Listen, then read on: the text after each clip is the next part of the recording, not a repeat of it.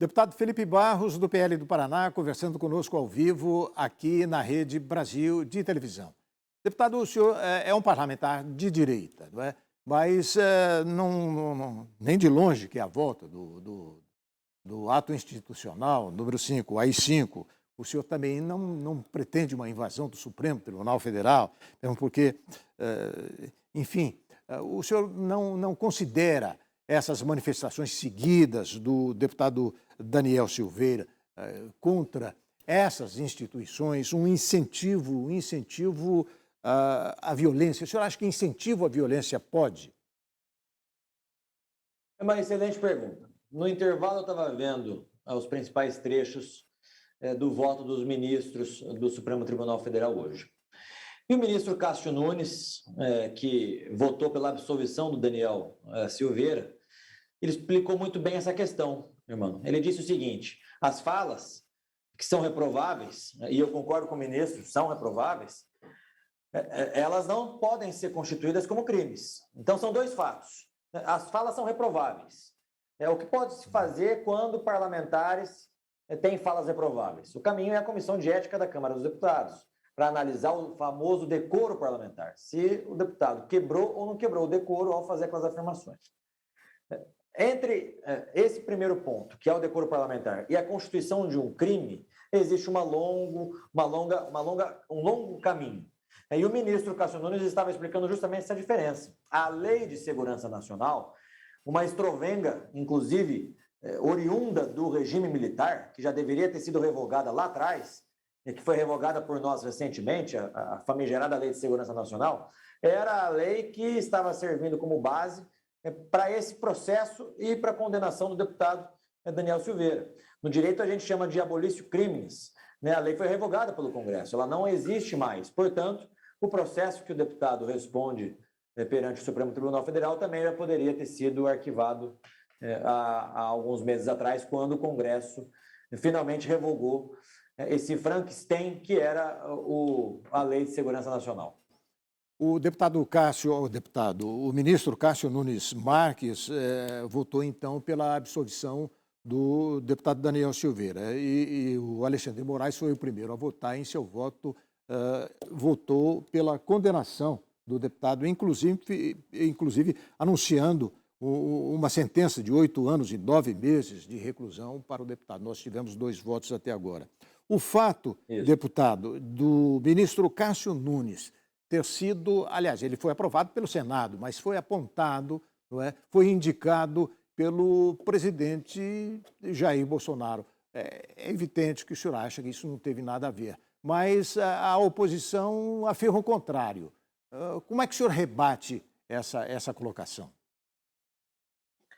Olha, irmão, se nós fôssemos, melhor dizendo, analisar esse processo do deputado Daniel sob o ponto de vista estritamente jurídico, não seria possível a condenação do deputado Daniel. Por todas essas razões que nós já conversamos, mas talvez a mais importante dela seja a própria revogação da Lei de Segurança Nacional, que era a lei que dava sustentação jurídica a esse inquérito. Qualquer estudante de primeiro ano de direito sabe que quando há a revogação do crime, o inquérito tem que ser arquivado imediatamente. Não foi. Então, nós estamos vendo que o processo, o inquérito, não é exclusivamente jurídico, ele é também político. A própria imprensa tem noticiado que o Supremo quer deixar um recado através do julgamento do deputado Daniel Silveira e, portanto, condená-lo. E por que 8 anos e alguns meses, como o ministro Alexandre o condenou? Porque a partir de 8 anos se inicia no regime fechado. Agora eu gostaria de lembrar que o deputado Daniel Silveira já ficou 11 meses preso pela sua fala. Na última vez que ele foi preso, irmão, foi preso por supostamente tentar violar a sua tornozeleira eletrônica. Essa foi a razão pela qual o ministro Alexandre, há 8 meses atrás, mandou o deputado Daniel Silveira para a cadeia mais uma vez, oportunidade que ele esteve por 6 meses preso. Recentemente, os peritos da própria Polícia Federal, numa perícia pedida pelo próprio ministro Alexandre de Moraes, noticiaram que não havia qualquer tentativa de violação à tornozeleira eletrônica. Então, eu sou um garantista, né? Eu defendo as garantias individuais de quem quer que seja. Quando o deputado Daniel foi preso, eu tive a oportunidade de conversar com vários parlamentares de esquerda. Por exemplo, o deputado Orlando Silva. Tenho inúmeras divergências com o deputado Orlando Silva, mas tenho um excelente diálogo com ele e uma excelente convivência. E eu comentava com o deputado Orlando o precedente perigosíssimo que o Supremo estava abrindo ao efetuar a prisão de um deputado, porque a Constituição diz que um parlamentar só pode ser preso por prisão flagrante de crime inafiançável, que não era o caso naquele momento.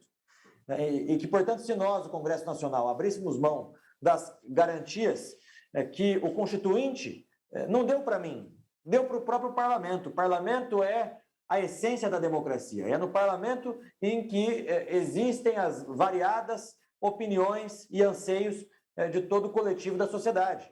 Então, as garantias previstas aos parlamentares na Constituição Federal são uma garantia da própria democracia e nós não poderíamos abrir mão, como nós estamos, infelizmente, abrindo mão de tempos para cá das prerrogativas do Parlamento brasileiro. Muito bem, esse julgamento vai se estender. Naturalmente, eu tenho a impressão que não vai terminar hoje, mas, enfim, o assunto continua, não é, sendo discutido em todos os segmentos da política brasileira. Mas, desse nosso finalzinho de entrevista, deputado, eu gostaria de falar um pouco da política em si. Como vai o andamento, como está sendo o andamento da política no seu estado, o Paraná? Nós já temos candidatos a governador e o senhor é um dos nomes lembrados para candidatura a governador de estado? Eu coloquei o meu nome à disposição do presidente Bolsonaro e do partido, o PL, o meu partido, caso o presidente Bolsonaro entenda como necessário ter um palanque próprio no estado do Paraná, o meu nome foi colocado à disposição. É certo que o atual governador tem buscado o presidente Jair Bolsonaro numa tentativa de conciliação e numa tentativa de composição dessas forças políticas e dos próprios partidos políticos. Se essa composição será de fato feita, nós não sabemos, irmão. A política, você sabe que hoje está de um jeito, amanhã está de outro jeito. É muito dinâmico tudo na política. Mas, se essa composição não for possível de fazer, o meu nome foi colocado à disposição para o presidente, para o próprio partido. O fato é que o presidente terá necessariamente um palanque, não só no estado do Paraná, como nos outros estados. Sendo do atual governador ou meu, essa é uma decisão que irá competir ao presidente Bolsonaro até a data das convenções que vão acontecer em junho e julho. Mas o meu nome foi colocado à disposição do presidente. Ou seja, depende basicamente do presidente Jair Bolsonaro. 100%. Sou soldado do presidente Jair Bolsonaro. Aquilo que ele disser para fazer, eu faço. Ele pode utilizar 2 palanques no seu estado, deputado? Acho que não é positivo, irmão. Eu tenho conversado bastante com o presidente sobre isso. Acho que não é saudável ter 2 palanques. O ideal é que tenha um só e que esse palanque forneça ao presidente Bolsonaro a estrutura necessária, não só para a própria campanha presidencial, mas forneça a estrutura necessária para eleger uma boa bancada de deputados federais e o senador que o presidente Bolsonaro tem tanto dito que será o foco dessas eleições. O senhor considera que o governador Ratinho Júnior esteja se conduzindo bem no governo do estado? Eu tenho feito várias críticas ao atual governador, irmão. Eu acho que falhou em vários pontos e o principal ponto é a falta de diálogo. Na política, tudo se faz através do diálogo. O diálogo com as lideranças políticas, o diálogo com os outros parlamentares, com os deputados federais, estaduais, com os prefeitos, com vereadores, o diálogo com as lideranças empresariais do nosso estado.